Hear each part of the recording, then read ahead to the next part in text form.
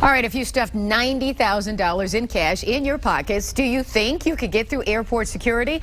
Well, that is the question the jurors in the Kilpatrick corruption case will have to wrestle with after a wild day of testimony.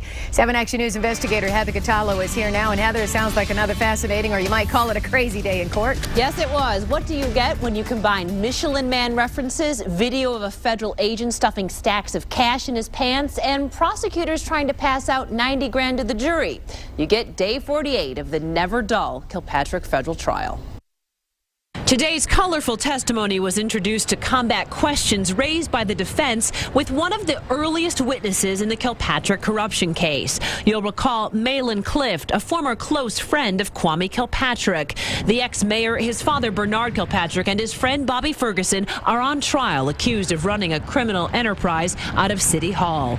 Clift told the jury back in September that Ferguson gave him $90,000 in cash to transport to Kilpatrick in Texas after he had been forced out of office. Clift testified that he stuffed the stacks of 100s and 50s into the pockets of his gym shorts, and then over that, he donned baggy jeans and allegedly filled those pockets with money as well. But Clift had a hard time remembering details during his testimony, and the defense tried to attack his credibility by questioning why airport security screeners did not notice the bulky cash. So I submit to you that my statement back in September that it looked like the Michelin Man still holds. Kilpatrick attorney Jim Thomas also questioned why the tiny metal fibers inside the currency did not set off the airport magnetometers. So federal prosecutors conducted a test inside Metro Airport, sending an FBI agent carrying $90,000 in cash through the metal detector 100 times. The agent said the cash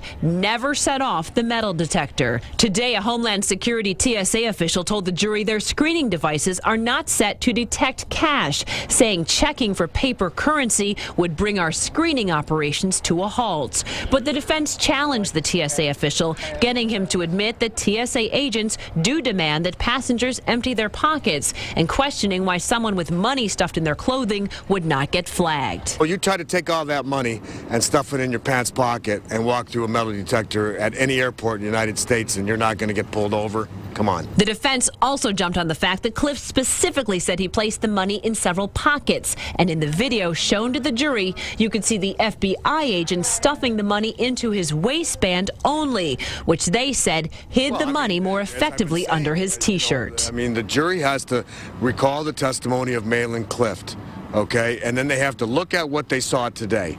And they have to make the determination as to whether or not that test was an accurate depiction based on what Mr. Clift had testified to. And I submit to you that it was not. Prosecutors showed the jury stacks of actual cash today and wanted to pass them out so jurors could see up close how thick they were.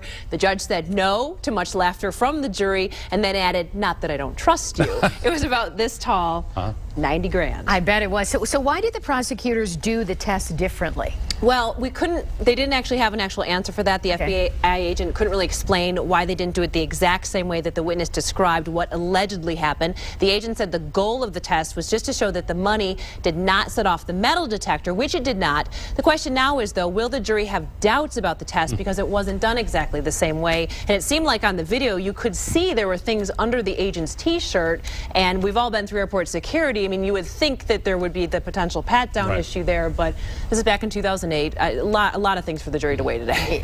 It sounds like it. We would love to show the video, but it is part of the exhibits in the case, so it's not releasable yet. So maybe after the trial. That's why you're not seeing it.